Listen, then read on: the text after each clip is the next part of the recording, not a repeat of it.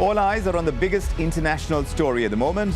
The US president is going to meet his Ukrainian counterpart, Volodymyr Zelenskyy, and this is going to happen at the NATO summit in Lithuania.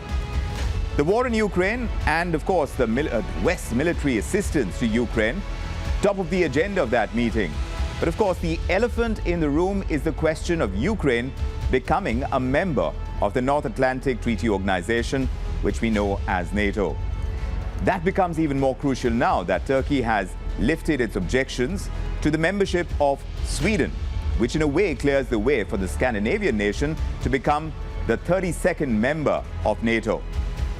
Remember, NATO is a security alliance that was founded back in the year 1949 by the US with 11 other countries. It happened after the end of the Second World War, and its primary aim was to challenge Soviet expansionism in Europe. And while the Cold War ended in 1991, NATO continued to expand. While Sweden and Finland may have become NATO members in record time, Ukraine's membership looks highly uncertain. Just ahead of this summit, US President Biden has gone ahead and reiterated that NATO is yet to arrive at a consensus to bring Ukraine into its fold. President Zelenskyy, too, knows that it is the question of NATO membership that actually sowed the seeds of Russia's war in Ukraine. What is Zelenskyy hoping for then? Well, he's hoping to get more from NATO, more in terms of weapons, more in terms of military support, just to keep the Russians at bay.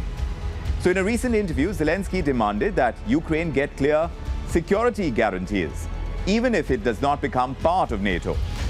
Now, the big question is, why is Ukraine's NATO membership so very crucial? Well, remember, Russia is strongly opposed to Ukraine joining NATO.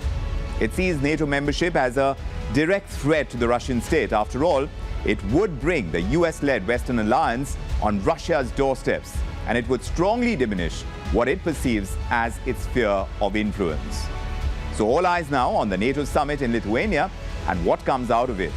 Even a subtle hint, the smallest of hints, at accepting Ukraine into NATO's fold could have far-reaching implications in global geopolitics.